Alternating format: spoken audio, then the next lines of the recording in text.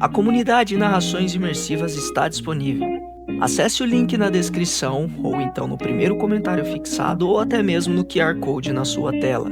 Você pode assinar a nossa comunidade em duas plataformas. Estamos tanto na Aurelo quanto no Spotify, via Patreon. Ao se tornar membro da nossa comunidade, além dos livros já disponíveis no nosso canal, você encontra uma série de livros exclusivos para a nossa comunidade. Todos os livros são em formatos de MP3, sem interrupções ou propagandas, para uma maior e melhor narração imersiva. E para aqueles que já são membros, já estão aproveitando do nosso mais novo projeto, que se trata de Harry Potter totalmente ambientado, sonorizado e com a trilha oficial dos filmes. A versão definitiva para quem busca uma verdadeira imersão na saga. Então não fique de fora. Assine a nossa comunidade e descubra mais uma forma de ouvir narrações imersivas. O canal Narrações Imersivas apresenta Harry Potter e o Cálice de Fogo, narrado por Ícaro Silva. Capítulo 26. A segunda tarefa. Você disse que já tinha decifrado a pista daquele ovo! Exclamou Hermione, indignada. Fala baixo! Disse Harry, aborrecido. Só preciso dar uns retoques, tá bem? Ele, Rony e Hermione estavam no fundo da classe de feitiços, dividindo uma mesa. Deviam estar praticando o oposto do feitiço convocatório, o feitiço expulsório. Em vista do elevado potencial de acidentes graves, pois os objetos não paravam de voar pela sala, o professor Flitwick entregara a cada aluno uma pilha de almofadas com as quais praticar, baseado na teoria de que não machucariam ninguém se errassem o alvo. Era uma boa teoria, mas não estava funcionando muito bem. A mira de Neville era tão ruim que a toda hora ele atirava acidentalmente pela sala objetos bem mais pesados. O professor Flitwick, por exemplo. Esqueçam o ovo um minuto, está bem? Sibilou Harry quando o professor passou voando resignadamente e foi aterrissar no alto de um grande armário. Estou tentando contar a vocês sobre o Snape e o Moody. Essa aula era ideal para disfarçar uma conversa particular, porque todos se divertiam demais para dar atenção ao que eles faziam. Harry passou a última meia hora narrando suas aventuras aos cochichos e em prestações. Snape disse que Moody tinha revistado a sala dele também. Sussurrou Rony, seus olhos brilhando de interesse enquanto usava a varinha para expulsar uma almofada. Ela subiu no ar e derrubou o chapéu de Parvati. Quê? Então você acha que o Moody está aqui para ficar de olho no Snape e no Karkaroff? Bem, não sei se foi isso que Dumbledore pediu a ele para fazer, mas não tenho dúvida de que é isso que ele está fazendo. Disse Harry, agitando a varinha sem prestar muita atenção ao que sua almofada executou, uma estranha cambalhota antes de se erguer da mesa. Moody falou que Dumbledore só deixa o Snape continuar aqui porque está dando a ele uma segunda chance ou coisa assim. Quê? Exclamou Rony, arregalando os olhos, e sua almofada seguinte rodopiou bem alto no ar, ricocheteou no lustre e caiu pesadamente sobre a escrivaninha de Flitwick.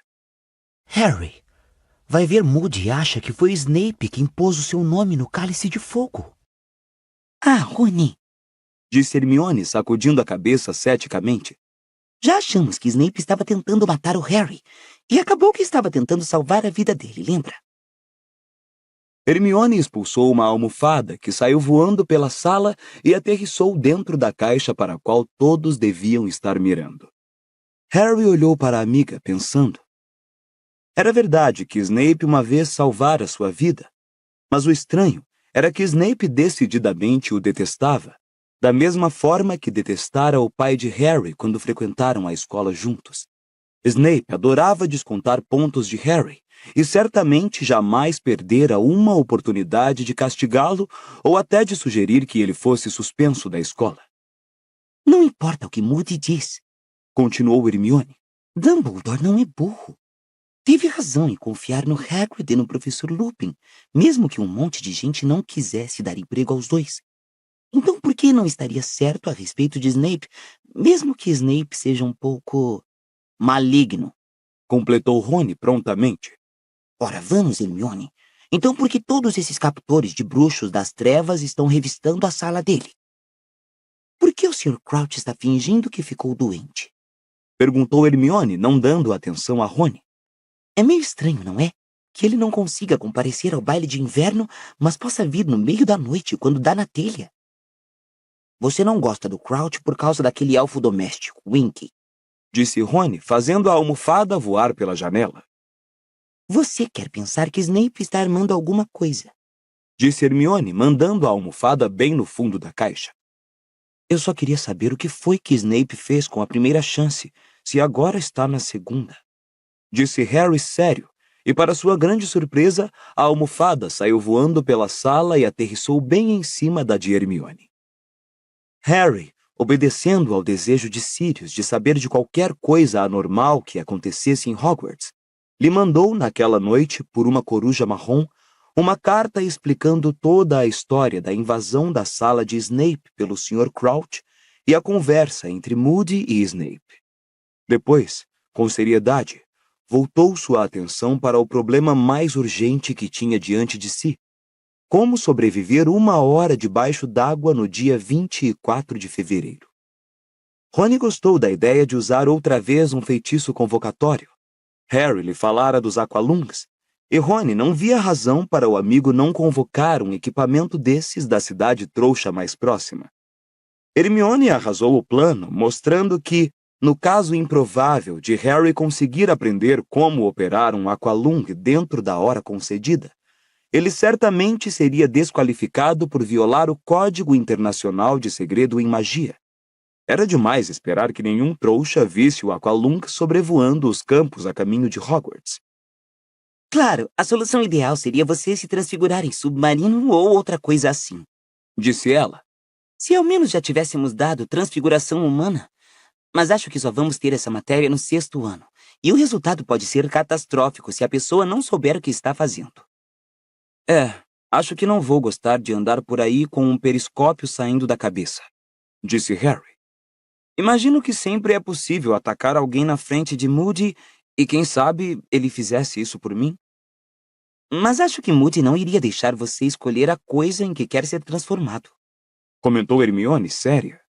Não, acho que sua melhor chance é usar algum feitiço.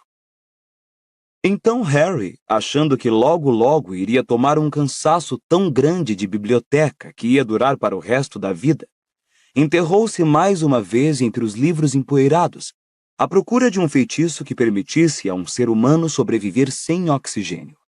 Mas embora ele, Rony e Hermione procurassem nas horas de almoço, noites e fins de semana inteiros, embora Harry pedisse à professora McGonagall uma permissão escrita para usar a sessão reservada, e chegasse até a pedir ajuda à irritável Madame Pince, a bibliotecária que lembrava um urubu, os garotos não encontraram nadinha que permitisse a Harry passar 1 hora embaixo d'água e sobreviver para contar a história. Episódios já familiares de pânico estavam começando a perturbar o garoto agora, e mais uma vez, ele sentia dificuldade de se concentrar nas aulas. O lago, que Harry sempre encarara como mais um elemento na paisagem dos jardins, atraía seu olhar sempre que ele se aproximava da janela de uma sala de aula. Uma grande massa cinza grafite de água friíssima, cujas profundezas sombrias e enregelantes começavam a parecer distantes como a lua.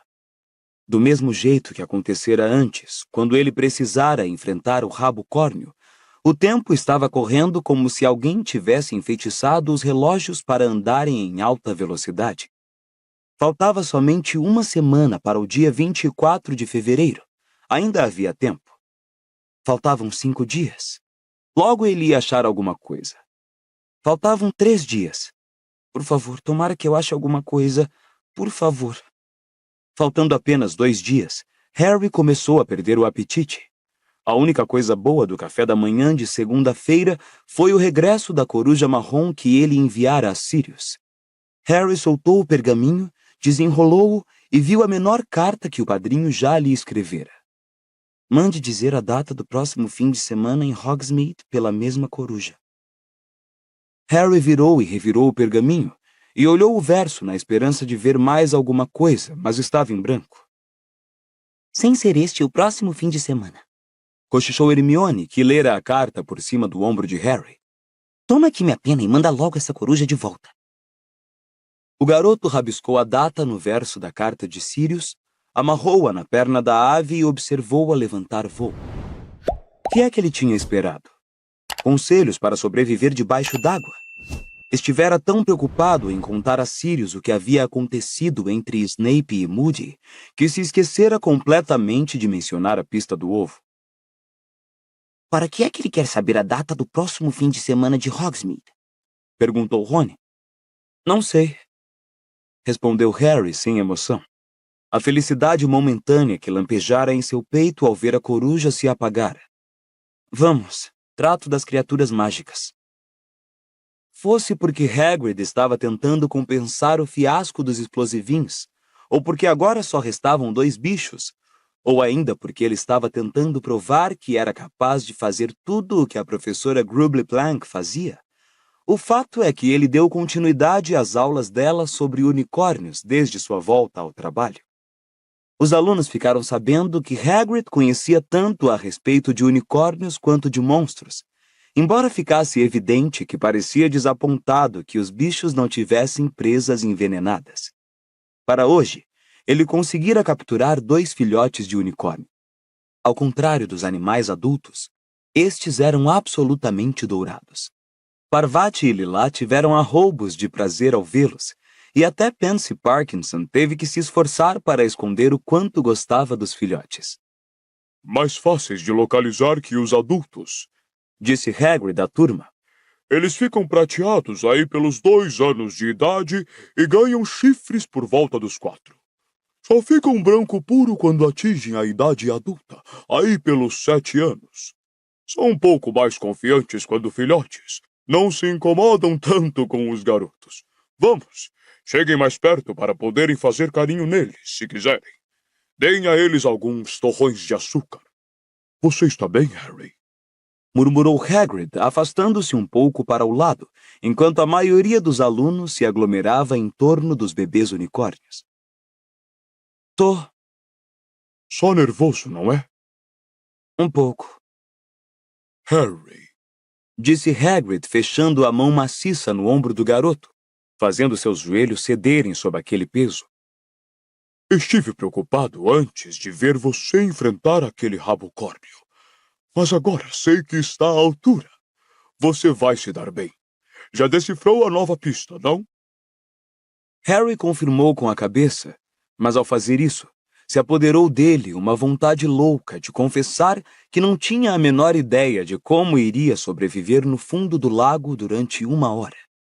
Ele ergueu os olhos para Hagrid. Quem sabe o amigo precisava entrar no lago algumas vezes para cuidar das criaturas que viviam lá? Afinal, ele cuidava de todo o resto na propriedade. Você vai vencer, rosnou Hagrid, dando mais algumas palmadinhas no ombro de Harry, que chegou a sentir que afundara alguns centímetros no chão lamacento. Sei disso. Posso até sentir. Você vai vencer, Harry. Harry simplesmente não teve coragem de apagar o sorriso feliz e confiante no rosto de Hagrid.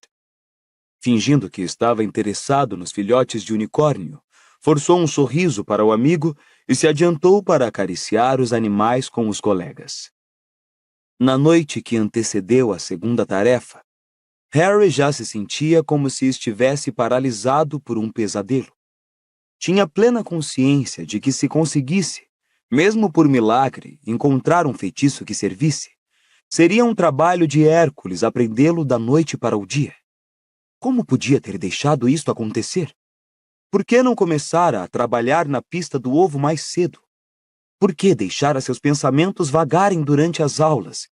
E se um professor tivesse mencionado como respirar debaixo d'água? Ele, Rony e Hermione estavam sentados na biblioteca quando o sol se pôs lá fora, virando febrilmente páginas e mais páginas de feitiços, escondidos um do outro por pilhas maciças de livros em cima das mesas de cada um. O coração de Harry dava um enorme salto toda vez que ele via a palavra água em uma página. Mas um número bem maior de vezes era apenas: meça 1 litro de água, 250 gramas de folhas de mandrágora picadas e pegue um tritão. Acho que não é possível. Disse a voz de Rony do lado oposto da mesa. Não tem nada. Nadinha. O mais próximo que chegamos foi aquela coisa para secar poças e poços, aquele feitiço secante, mas nem de longe teria potência para secar o lago. Tem que haver alguma coisa, murmurou Hermione, trazendo uma vela para mais perto. Seus olhos estavam tão cansados que ela estava lendo as letrinhas miúdas de feitiços e encantos caídos no ouvido, com o nariz a 2 centímetros da página. Nunca teriam proposto uma tarefa que fosse inviável. Pois propuseram, disse Rony. Harry, amanhã vá até o lago, meta a cabeça dentro dele e grite para os sereianos devolverem o que afanaram. E vê se eles mandam a coisa de volta. É o melhor que você tem a fazer, companheiro. Existe uma maneira de fazer, disse Hermione zangada. Simplesmente tem que existir. Ela parecia estar tomando como ofensa pessoal o fato de a biblioteca não ter informações úteis sobre o assunto. A biblioteca jamais lhe falhara antes. Eu sei o que deveria ter feito, disse Harry, descansando a cabeça sobre o livro Truques Marotos para Marotos de Truz. Eu devia ter aprendido a virar um animago como Sirius. Você poderia se transformar num peixinho dourado sempre que quisesse, exclamou Rony. Ou num sapo, bocejou Harry. Estava exausto. Leva anos para alguém virar um animago. Depois ele tem que se registrar e tudo mais, disse Hermione vagamente, agora espremendo os olhos para ler o índice de Estranhos Dilemas da Magia e Suas Soluções. A professora McGonagall falou para a gente, lembram? A pessoa tem que se registrar na seção de prevenção do uso indevido da magia, dizer em que animal se transforma, quais as marcas, características, por isso não pode abusar. Hermione, eu estava brincando, disse Harry exausto. Eu sei que não tenho a menor chance de me transformar em sapo até amanhã de manhã. Isso aqui não adianta nada, exclamou Hermione, fechando o livro com violência. Quem é que vai querer que os pelos do nariz cresçam em cachinhos? Eu não me importaria, disse a voz de Fred Weasley. Seria um grande tópico para estimular conversas, não acham, não? Harry, Rony e Hermione levantaram a cabeça. Fred e George tinham acabado de sair de trás de umas estantes. O que é que vocês dois estão fazendo aqui? Perguntou Rony. Procurando vocês, disse George. McGonagall quer ver você, Rony. E você, Hermione? Por quê? Perguntou a garota, parecendo surpresa. Sei lá, mas estava com a cara meio fechada, informou Fred. Disse que era para levarmos vocês à sala dela, disse George. Rony e Hermione olharam para Harry, que sentiu o estômago despencar. Será que a professora McGonagall ia brigar com Hermione e Rony? Talvez ela tivesse notado que os dois o estavam ajudando à beça, quando ele devia estar procurando sozinho uma solução para realizar a tarefa. Encontramos você na sala comunal, disse Hermione a Harry ao se levantar para acompanhar Rony. Os dois pareciam muito ansiosos. Leva o maior número de livros que puder, ok? Ok, disse Harry inquieto. Lá pelas 8 horas, Madame Pince apagara as luzes e apareceu para expulsar Harry da biblioteca. Cambaleando sob o peso do maior número de livros que pôde carregar, Harry voltou à sala comunal da Grifinória, puxou uma mesa para um canto e continuou a busca. Não havia nada em Mágicas Malucas para Bruxos Doidões, nada em Um Guia para a Feitiçaria Medieval, para não mencionar as proezas submarinas na Antologia de Feitiços do século XVIII, ou em Habitantes Medonhos das Profundezas, ou Poderes que você desconhecia possuir e o que fazer com eles agora que os descobriu. Bichento subiu ao colo de Harry e se enroscou ronronando profundamente. A sala comunal foi se esvaziando aos poucos à volta de Harry. As pessoas não paravam de lhe desejar boa sorte para a manhã seguinte, com vozes animadas e confiantes, como a de Hagrid. todos aparentemente convencidos de que ele estava prestes a fazer outra fantástica demonstração, como a da primeira tarefa. Harry não conseguia responder aos colegas, simplesmente acenava com a cabeça, com a sensação de que havia uma bola de golfe entalada em sua garganta. Por volta da meia-noite, ele ficou sozinho na sala com Bichento. Procurara em todos os livros restantes e Rony e Hermione não tinham voltado. Terminou tudo, disse ele a si mesmo. Você não vai dar conta. Simplesmente terá que ir até o lago de manhã e dizer aos juízes. Imaginou-se explicando que não seria capaz de executar a tarefa. Visualizou os olhos de Bagman arregalados de surpresa, o sorriso cheio de dentes amarelos de Karkaroff expressando sua satisfação. Conseguiu até ouvir Fleur Delacour comentar. Eu sabia. Ele é jovem demais. Apenas uma criança. Ele viu Malfoy fazendo o distintivo Potter Fed lampejar, sentado bem na frente dos espectadores. Viu o rosto incrédulo e cabisbaixo de Hagrid. Esquecido de que Bichento estava em seu colo, Harry se levantou muito de repente. O gato bufou zangado ao aterrissar no chão, lançou ao garoto um olhar de desagrado e se retirou com o rabo de escova de garrafa no ar. Mas Harry já ia correndo escada acima para o dormitório. Apanharia a capa da invisibilidade e voltaria à biblioteca. Ficaria lá a noite inteira se fosse preciso. Lumos! Sussurrou ele 15 minutos depois, ao abrir a porta da biblioteca. A ponta da varinha acesa, ele andou ao longo das estantes apanhando mais livros. Livros de azarações e feitiços, livros sobre sereianos e monstros aquáticos, livros sobre bruxas e bruxos famosos, sobre invenções mágicas, sobre qualquer coisa que pudesse incluir uma referência passageira à sobrevivência debaixo d'água. Carregou-os para uma mesa, então pôs mãos à obra, examinando-os com o feixe de luz fino de sua varinha, ocasionalmente consultando seu relógio. 1h da manhã.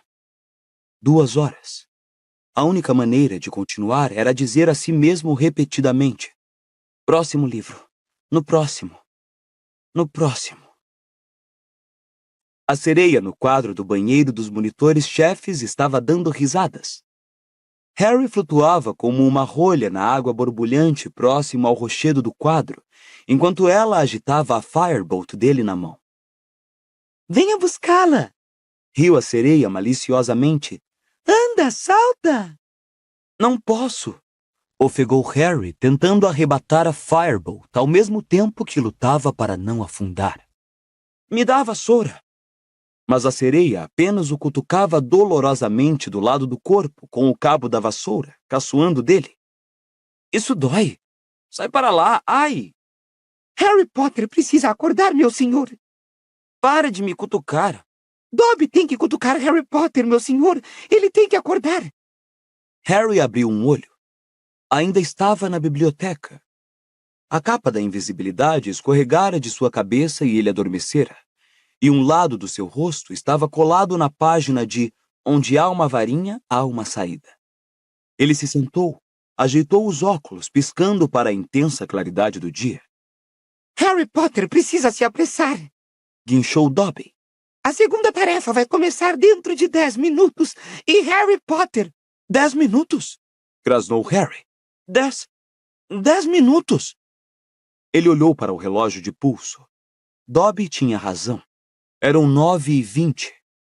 Um enorme peso morto pareceu escorregar do peito de Harry para o seu estômago. Depressa, Harry Potter! Guinchou Dobby, puxando a manga do garoto. O senhor devia estar lá embaixo, no lago, como os outros campeões, meu senhor. Tarde demais, Dobby, disse Harry sem esperanças. Não vou fazer a tarefa. Não sei como. Harry Potter vai fazer a tarefa. Dobby soube que Harry não encontrou o livro certo. Então Dobby encontrou para ele. Quê? Exclamou Harry. Mas você não sabe qual é a segunda tarefa. Dobby sabe, meu senhor. Harry Potter tem que entrar no lago e recuperar o Weasley dele. Procurar o meu quê? E recuperar o Weasley dele, que está com os sereianos. O que é um Weasley? O seu Weasley, meu senhor. O seu Weasley. Weasley que dá a Dobby a suéter. Dobby deu uns puxões na suéter marrom que fora encolhida e que ele estava usando por cima dos calções. Quê? Ofegou Harry. Eles estão com o Rony. A coisa que mais fará falta a Harry Potter, meu senhor. Guinchou Dobby. Mas passada a hora... Adeus esperança de achar. Recitou Harry, arregalando os olhos para o elfo, horrorizado. Tarde demais. Foi-se. Ele jamais voltará. Dobby, o que é que eu tenho que fazer? O senhor tem que comer isto, meu senhor. Guinchou o elfo, e levando a mão ao bolso dos calções, retirou uma bola que parecia feita de rabos de rato, viscosos e verde acinzentados. Na hora em que for entrar no lago, meu senhor, Guelricho. Que é que isso faz? Perguntou Harry, olhando para a erva. Vai fazer Harry Potter respirar embaixo d'água, meu senhor. Dobby, disse Harry, histérico. Escuta aqui, você tem certeza? O garoto não esquecera de todo que a última vez que Dobby tentara ajudá-lo, ele acabara sem ossos no braço direito. Dobby tem absoluta certeza, meu senhor. Disse o elfo sério. Dobby escuta coisas, meu senhor. Ele é um elfo doméstico. Anda por todo o castelo quando acende as lareiras e limpa os pisos. Dobby ouviu a professora McGonagall e o professor Moody na sala de professores, conversando sobre a próxima tarefa. Dobby não pode deixar Harry Potter perder o Weasley dele. As dúvidas de Harry desapareceram. Pondo-se em pé de um salto, ele despiu a capa da invisibilidade, guardou-a na mochila, agarrou o guelricho, enfiou-o no bolso e saiu correndo da biblioteca com Dobby nos calcanhares. Dobby devia estar na cozinha, meu senhor. Guinchou o elfo quando desembestavam pelo corredor. Vão dar a falta de Dobby. Boa sorte, Harry Potter. Meu senhor, boa sorte. Vejo você depois, Dobby, gritou Harry e saiu desabalado pelo corredor, descendo as escadas 3 degraus de cada vez. No saguão de entrada havia uns poucos retardatários, todos saindo do salão principal depois do café em direção às portas duplas de carvalho da entrada, para ir assistir à segunda tarefa. Ficaram olhando Harry passar correndo e mandar Colin e Dennis Screeve pelo ar ao saltar os degraus de acesso aos jardins ensolarados e frios. Enquanto corria pelos gramados, viu que as arquibancadas que tinham rodeado o Picadeiro dos Dragões em novembro agora estavam dispostas ao longo da margem oposta do lago, quase explodindo de tão lotadas, e que se refletiam nas águas embaixo. A algazarra excitada dos espectadores ecoava estranhamente pela superfície das águas, enquanto Harry corria pela outra margem do lago em direção aos juízes, sentados a uma mesa coberta com tecido dourado. Cedrico, Fleur e Krum estavam parados ao lado da mesa, observando Harry se aproximar correndo. Estou aqui! Ofegou Harry, derrapando na lama ao parar e acidentalmente sujando as vestes de Fleur. Onde é que você esteve? Disse uma voz autoritária, censurando-o. A tarefa vai começar. Harry olhou para os lados. Percy Weasley estava sentado à mesa dos juízes. O Sr. Crouch mais uma vez não comparecera. Ora, vamos, Percy, disse Ludo Bagman, que parecia extremamente aliviado de ver Harry. Deixe-o recuperar o fôlego.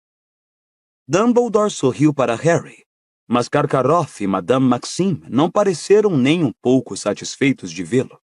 Era óbvio, pela expressão dos seus rostos, que tinham pensado que o campeão não ia aparecer. Harry dobrou o corpo, as mãos nos joelhos, procurando respirar. Sentia uma pontada do lado do corpo que lhe dava a sensação de ter uma faca enfiada nas costelas, mas não havia tempo para se livrar dela. Ludo Bagman agora andava entre os campeões, espaçando-os pela margem a intervalos de 3 metros. Harry ficou bem no fim da fila, ao lado de Krum, que estava de calções de banho e segurava a varinha em posição. Tudo bem, Harry?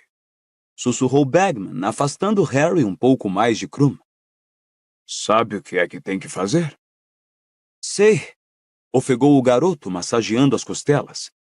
Bagman lhe deu um breve aperto no ombro e voltou à mesa dos juízes.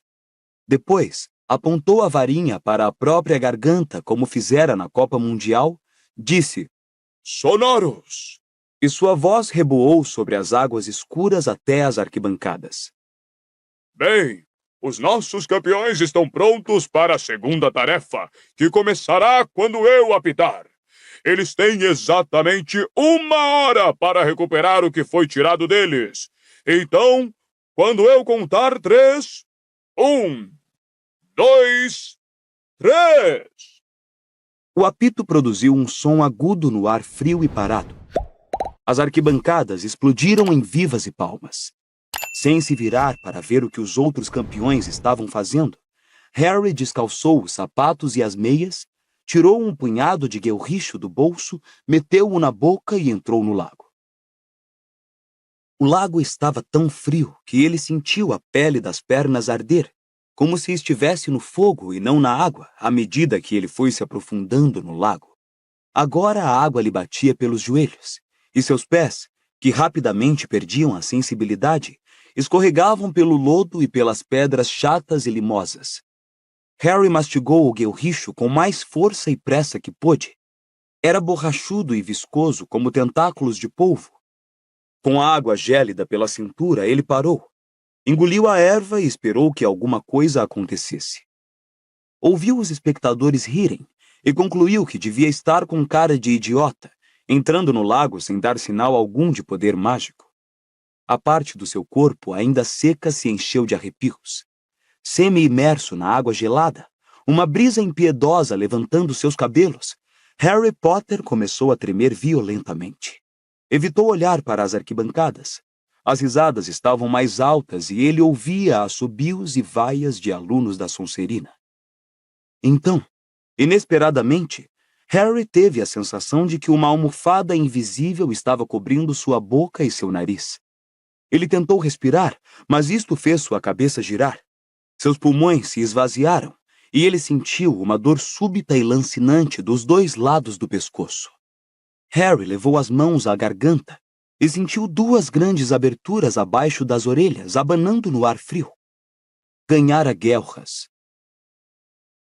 Sem parar para pensar, ele fez a única coisa que lhe pareceu ajuizada. Se atirou no lago.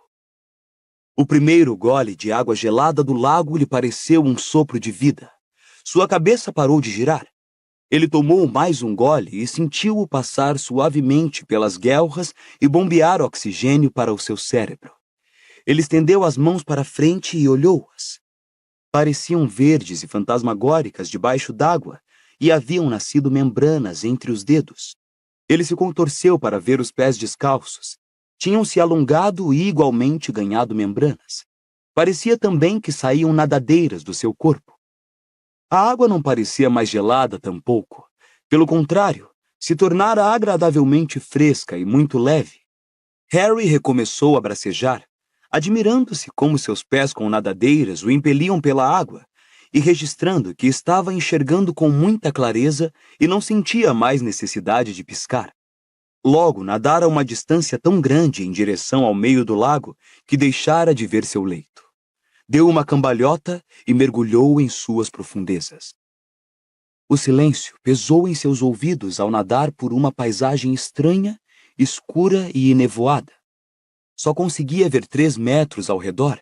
Por isso, à medida que se deslocava, novos cenários pareciam surgir repentinamente da escuridão à sua frente. Florestas ondulantes de plantas emaranhadas e escuras, extensões de lodo coalhadas de pedras lisas e brilhantes. Ele nadava cada vez mais para o fundo e para o centro do lago, os olhos abertos espiando, através da misteriosa claridade cinzenta que iluminava as águas, rumando para as sombras além, em que as águas se tornavam opacas. Pequenos peixes passavam velozes por ele como flechas prateadas. 1 ou 2 vezes, ele viu um vulto maior nadando mais adiante, mas quando se aproximou, descobriu que era apenas um grande tronco enegrecido ou uma moita densa de plantas. Não viu sinal algum dos outros campeões, nem dos sereianos, nem de Rony, nem, graças a Deus, da lula gigante. Plantas verde claras se estendiam à sua frente até onde sua vista podia alcançar, como um prado coberto de relva muito crescida. Harry olhava para frente sem piscar, tentando discernir as formas na obscuridade. E então, sem aviso, alguma coisa agarrou seu tornozelo.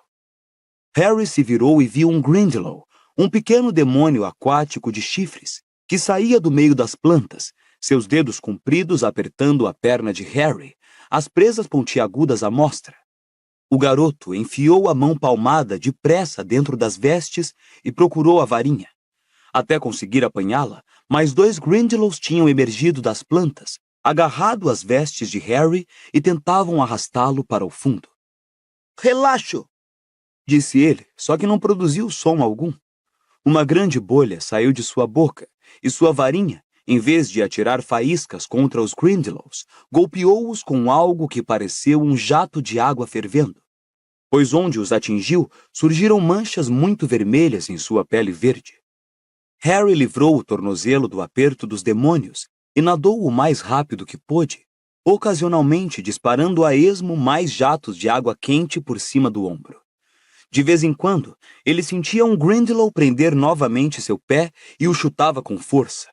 Por fim, seu pé fez contato com um crânio chifrudo, e olhando para trás, ele viu um Grindylow se afastar boiando, vesgo, enquanto seus companheiros sacudiam os punhos para Harry e tornavam a submergir entre as plantas. Harry diminuiu um pouco a velocidade, guardou a varinha nas vestes e olhou ao redor, apurando os ouvidos.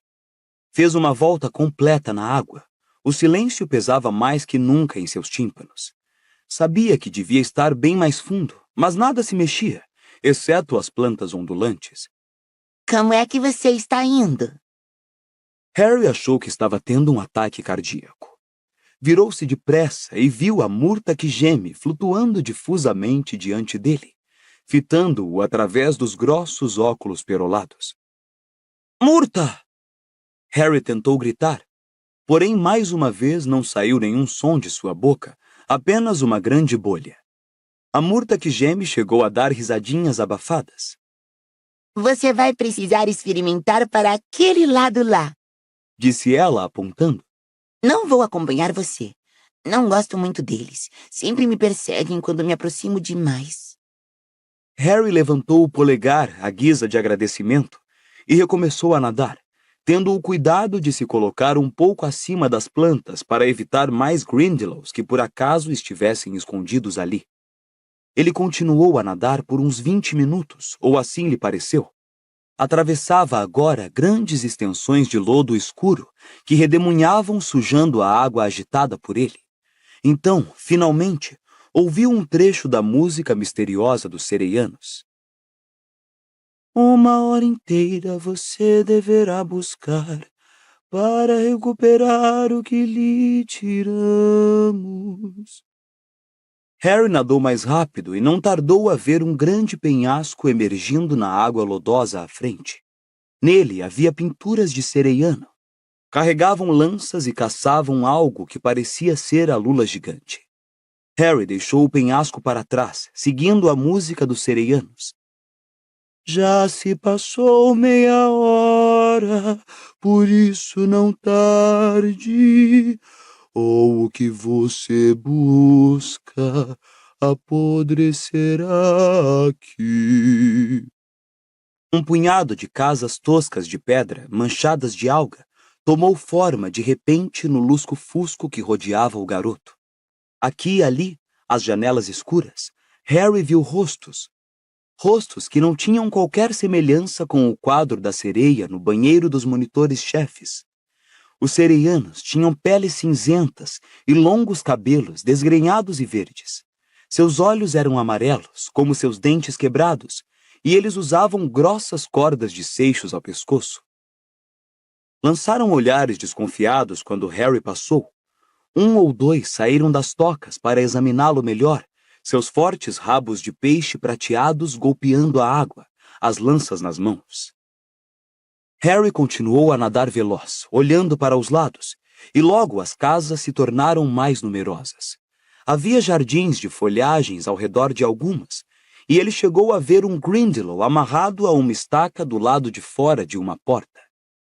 Os sereianos apareciam por todos os lados agora, observando-o ansiosos, apontando para suas mãos palmadas e guelras, falando entre si, com a mão encobrindo a boca. Harry virou um canto e deparou com uma cena estranha. Um grande número de sereianos flutuava diante de casas enfileiradas, que pareciam uma versão local de uma praça de povoado. Um coro cantava no centro, chamando os campeões, e por trás erguia-se uma estátua tosca, um gigantesco sereiano esculpido em um pedregulho. 4 pessoas estavam firmemente amarradas à cauda da estátua. Rony estava amarrado entre Hermione e Cho Chang. Havia ainda uma garota que não aparentava ter mais de 8 anos e cujas nuvens de cabelos prateados deram a Harry a certeza de que era irmã de Fleur Delacour. Os 4 pareciam profundamente adormecidos. Suas cabeças balançavam molemente sobre os ombros e um fluxo contínuo de pequenas bolhas saía de suas bocas. Harry correu em direção aos reféns, meio que esperando os sereianos baixarem as lanças para o atacarem, mas eles nada fizeram. As cordas que atavam os reféns à estátua eram grossas, viscosas e muito fortes. Por um instante fugaz, ele pensou no canivete que Sirius lhe presenteara no Natal. Guardado em seu malão no castelo, a uns 400 metros de distância, não tinha a menor utilidade. Harry olhou ao redor. Muitos sereianos que cercavam os reféns seguravam lanças. O garoto nadou rápido para um deles, com uns 2 metros de altura, uma longa barba verde e uma gargantilha de dentes de tubarão, e tentou, por meio de mímica, pedir a lança emprestada. O sereiano riu e sacudiu a cabeça. Não ajudamos, disse ele numa voz áspera e rouca. Ora, vamos! Disse Harry com ferocidade, mas apenas bolhas saíram de sua boca. E ele tentou tirar a lança do sereiano, que a puxou para si, ainda sacudindo a cabeça e rindo. Harry deu uma volta completa no corpo, olhando. Alguma coisa afiada, qualquer coisa. Havia muitas pedras no leito do lago. Ele mergulhou e apanhou uma de aspecto afiado e voltou à estátua. Começou então a golpear a corda que prendia Rony, e depois de alguns minutos de esforço, elas se romperam. Rony flutuou inconsciente a alguns centímetros do leito do lago, acompanhando o movimento da água. Harry correu olhar à volta. Não viu sinal dos outros campeões. De que é que estavam brincando? Por que não se apressavam? Ele se virou para Hermione, ergueu a pedra afiada e começou a golpear as cordas dela também. Na mesma hora, vários pares de fortes mãos cinzentas o seguraram.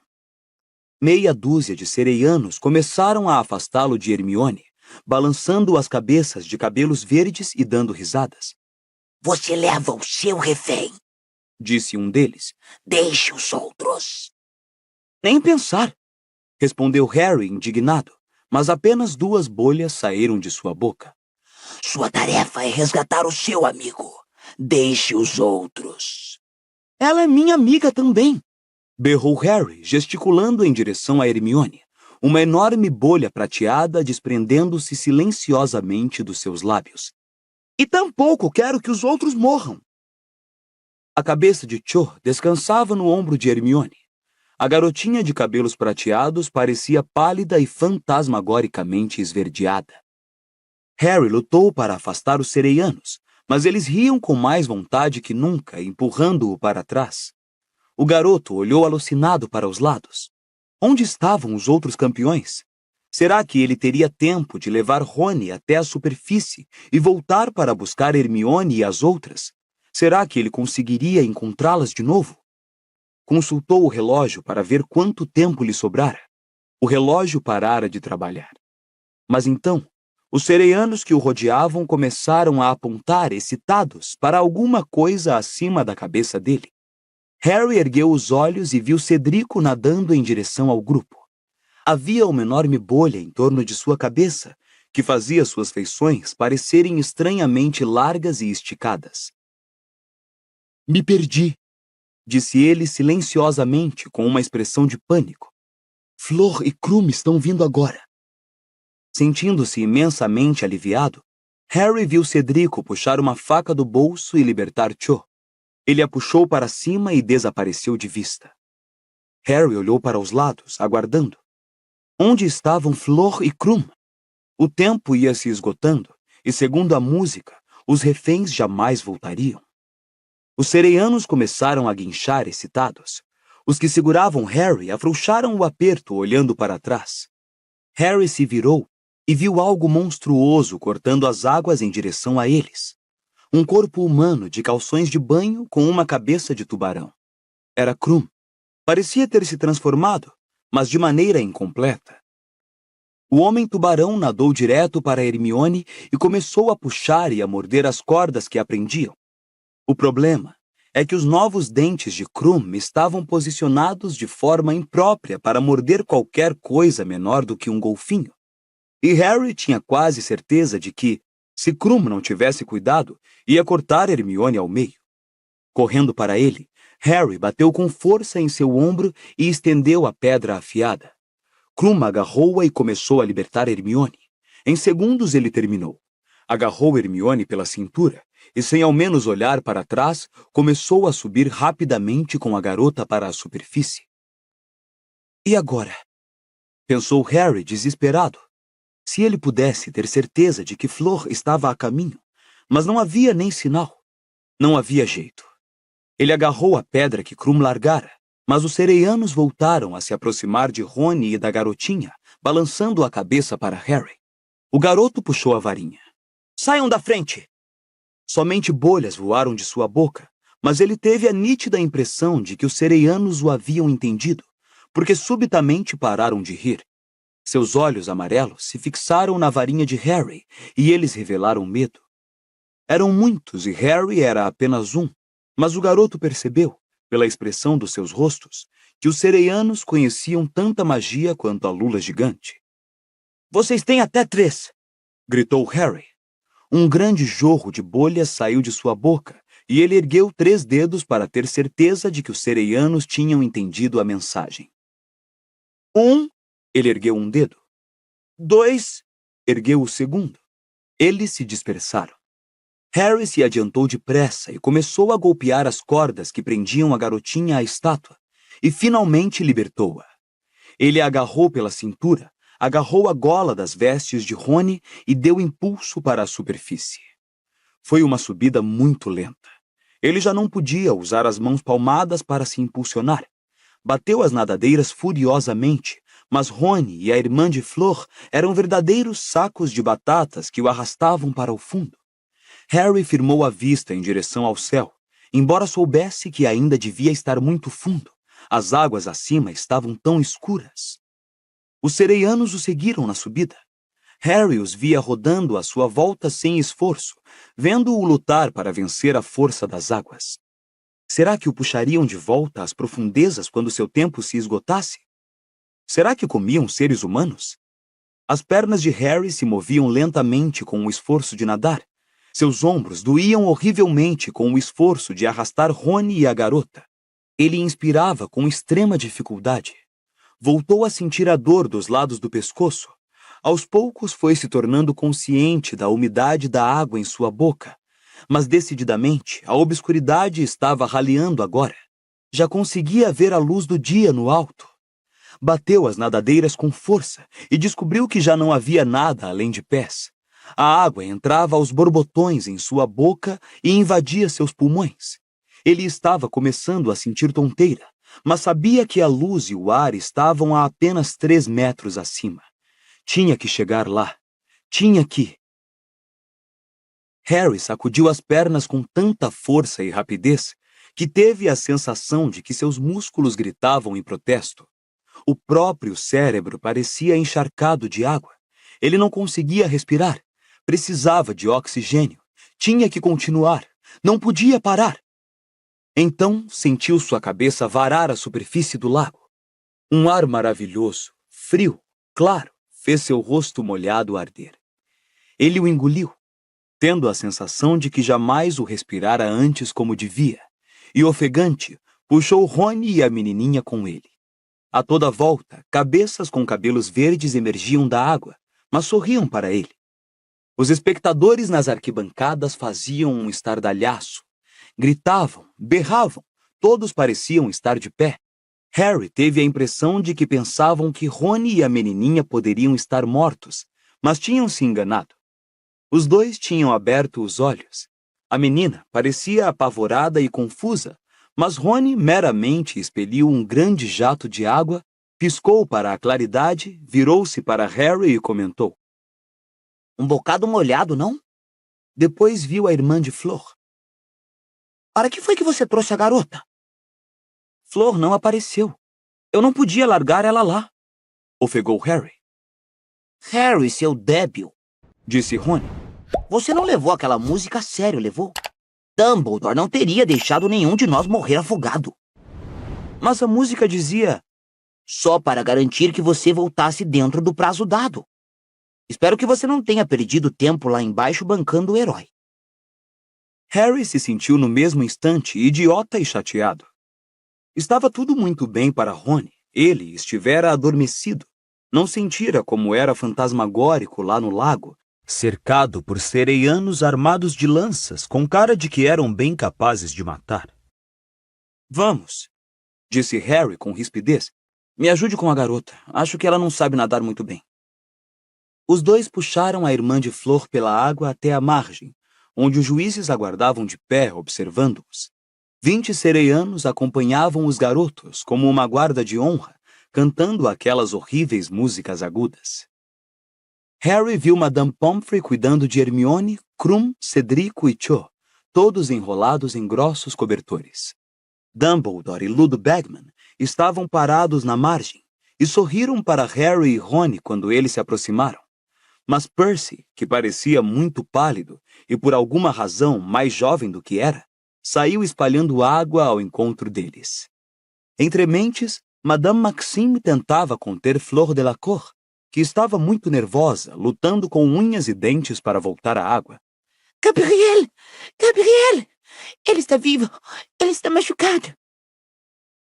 Ela está ótima, Harry tentou lhe dizer, mas se sentia tão exausto que mal conseguia falar, quanto menos gritar. Percy agarrou Rony e saiu arrastando-o para a margem. Sai pra lá, Percy, eu estou bem. Dumbledore e Bagman ergueram Harry. Flor se desvencilhara de Madame Maxime e abraçava a irmã. Foram os Grindelots. Eles me atacaram. Ah, Gabriel, pensei... Venha aqui você. Ouviu-se a voz de Madame Pomfrey. Ela agarrou Harry e levou-o até Hermione e os outros, embrulhou-os num cobertor tão apertado que ele se sentiu preso numa camisa de força e empurrou uma dose de uma poção muito quente pela garganta do garoto. Saiu vapor por suas orelhas. Muito bem, Harry, exclamou Hermione. Você conseguiu. Você descobriu como conseguir sozinho. Bem, disse Harry. Ele teria contado a ela sobre Dobby, mas acabara de notar que Karkaroff o observava. Era o único juiz que não abandonara a mesa. O único juiz que não dava sinais de satisfação nem alívio de que Harry, Rony e a irmã de Flor tivessem voltado são e salvos. É verdade, disse Harry, levantando ligeiramente a voz para Karkaroff poder ouvi-lo. Você tem um besouro de água preso nos cabelos, Hermione, disse Krum. Harry teve a impressão de que Krum estava tentando fazer a garota voltar sua atenção para ele. Talvez para lembrá-la de que ele acabara de resgatá-la do lago, mas Hermione sacudiu o besouro para longe com impaciência. Mas você ultrapassou muito o tempo dado, Harry. Você levou muito tempo para nos encontrar? Não, encontrei vocês logo. A sensação de burrice de Harry foi crescendo. Agora que estava fora da água, pareceu-lhe perfeitamente claro que as precauções de segurança tomadas por Dumbledore não teriam permitido a morte de um refém porque o campeão não aparecera. Por que ele simplesmente não apanhara Rony e viera embora? Teria sido o primeiro a voltar. Cedrico e Krum não tinham perdido tempo se preocupando com mais ninguém. Não tinham levado a música dos sereianos a sério. Dumbledore se encontrava agachado à beira da água, absorto em conversa com alguém que parecia ser o chefe dos sereianos, uma fêmea particularmente selvagem, de aspecto feroz. Emitia o mesmo tipo de guinchos que o de seus companheiros quando estavam embaixo da água. Era óbvio que Dumbledore sabia falar sereiaco. Finalmente ele se ergueu, virou-se para os demais juízes e disse: Acho que precisamos conversar antes de dar as notas. Os juízes se agruparam. Madame Pomfrey tinha ido salvar Rony dos abraços de Percy. Ela o levou para onde estavam os outros garotos, deu-lhe um cobertor e um pouco de poção estimulante, depois foi buscar Flor e a irmã. Flor tinha muitos cortes no rosto e nos braços, e suas vestes estavam rasgadas, mas ela não parecia se importar, nem queria deixar Madame Pomfrey tratá-la. Cuide da Gabrielle. Disse a garota, virando-se para Harry. Você salvou minha irmã, Disse ofegante. mesmo ela não sendo seu refém. Foi, disse Harry, que agora desejava de todo o coração ter deixado as garotas amarradas à estátua. Flor se abaixou, beijou Harry nas duas bochechas. Ele sentiu o rosto queimando e não ficaria surpreso se estivesse pondo vapor pelas orelhas outra vez. Em seguida disse a Rony. E você também. Você ajudou. Foi. Disse ele, parecendo extremamente esperançoso. Foi. Um pouquinho. Flor se curvou para ele também e o beijou.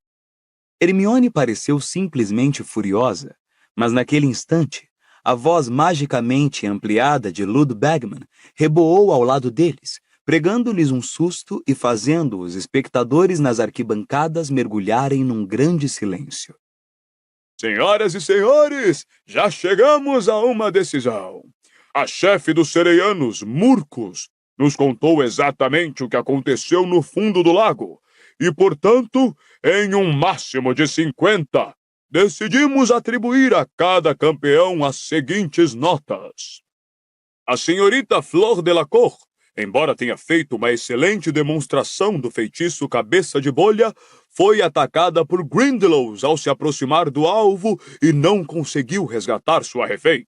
Recebeu 25 pontos. Aplausos das arquibancadas.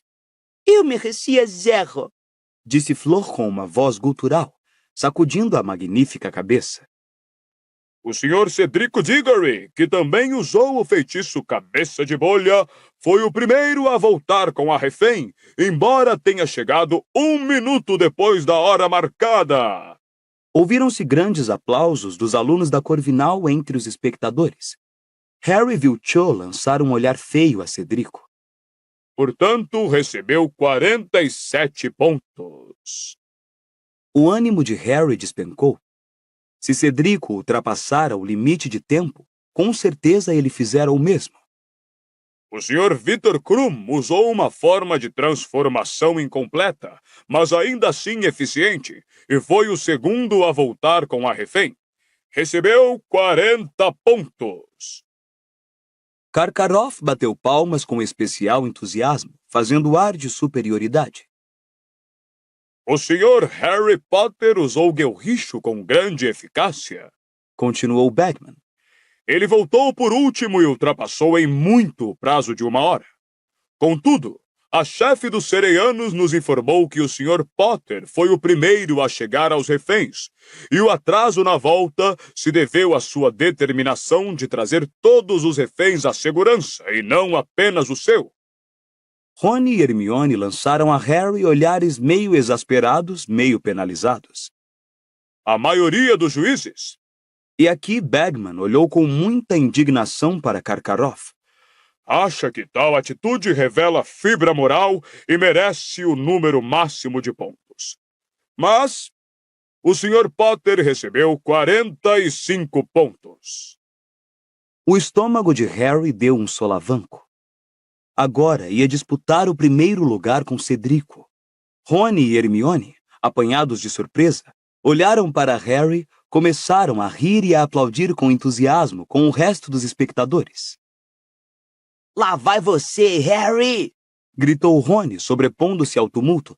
Afinal, você não agiu como débil, revelou fibra moral. Flor também o aplaudia freneticamente, Mas Krum não pareceu nada feliz. Tentou puxar conversa com Hermione outra vez, mas ela estava ocupada demais aplaudindo Harry para lhe dar ouvidos. A terceira e última tarefa será realizada ao anoitecer do dia 24 de junho, continuou Bagman. Os campeões serão informados do que os espera exatamente um mês antes. Agradecemos a todos o apoio dado aos campeões. Terminou, pensou Harry atordoado, quando Madame Pomfrey começou a arrebanhar os campeões e reféns em direção ao castelo para vestir roupas secas. Terminara. Ele conseguira. Não precisava se preocupar com coisa alguma agora até o dia 24 de junho. Da próxima vez que estivesse em Hogsmeade, resolveu ele ao subir os degraus de pedra do castelo. Ia comprar para Dobby um par de meias para cada dia do ano.